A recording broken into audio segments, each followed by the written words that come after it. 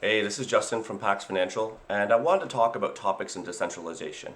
And this time I wanted to talk a little bit about censorship. It's a very popular area. So you might not know this, but of the 8.8 billion people on Earth, if I have that number correct, 4 billion people live under some form of authoritarianism where they don't have the ability to view the websites they want, have the conversations they want, or transact with the assets they wish to without severe limitations. Meaning that if even if they're a talented individual, they might be a software developer, a marketer, a communicator, an artist. They don't have the ability to practice their means of production. They don't have the ability to participate in the world the way that someone living in Canada or the US can. And this there are a couple of challenges here. One is it's an insane loss of production. So I don't know what to call myself, a socialist, a capitalist.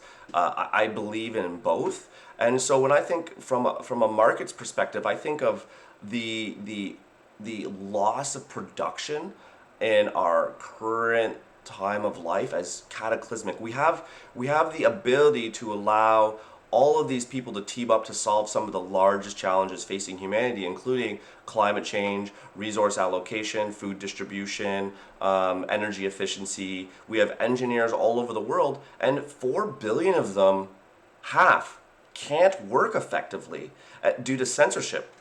And this is one of the reasons that, Bitcoin, Ethereum, and decentralized applications are so powerful. Because what you have is systems that can come online and serve the interests of the participants. So you have sites that, the negative examples come to mind right away. So we might as well just get them out of the way. Oh my God, drug traffickers might put up a website for ordering drugs. People might,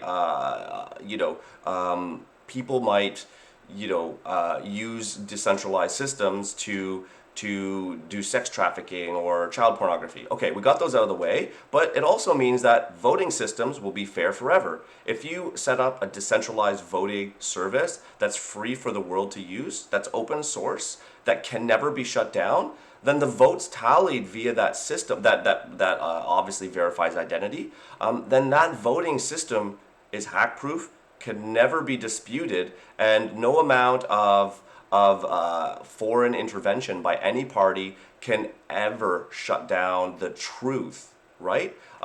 Journalism benefits because then you have a guaranteed channel to content distribution that can never be shut down. So this idea of having a preserving free speech, having open communication is represented is only possible when you consider decentralized governance and decentralized systems. Centralized systems become corrupted very, very quickly. We've seen that in history over and over again. So it's a reasonable hypothesis to assume that any voting system, any governance system, any state system has a sort of an amount of time between 20 and 40 years before it becomes corrupt, whereas decentralized systems have the opposite property. They're very hard to start, they're slow to begin, they take 3 or 4 years to get going, but then they behave like public utilities. It can never be censored and provide the utility that they're designed to provide forever as long as their people are participating. BitTorrent launched a very, very long time ago, and people are still using it to share not only video files of movies and audio files of music, but also papers, journalism, academic articles, and free press exists on BitTorrent. So these are very powerful anti-censorship technologies that can unlock the productivity of masses of citizens. And you think about doubling the Earth's productive capacity, intellectual capacity. It's hard for me to understand how an anti-censorship technology that can preserve these sorts of freedoms.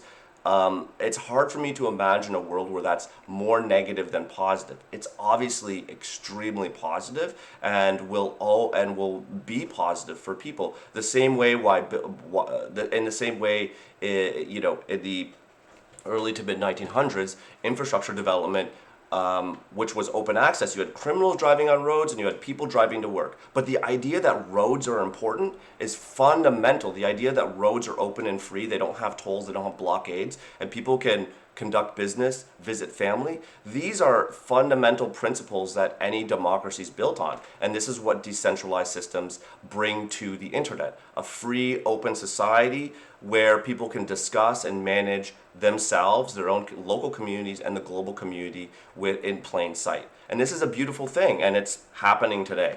And so, if you're interested in censorship and you're interested in conversations about that, I recommend you just give it a quick Google search. You'll turn up tons and tons of resources all about censorship and preservation of freedom of speech and individual freedom via decentralized protocols. Yep, that's it.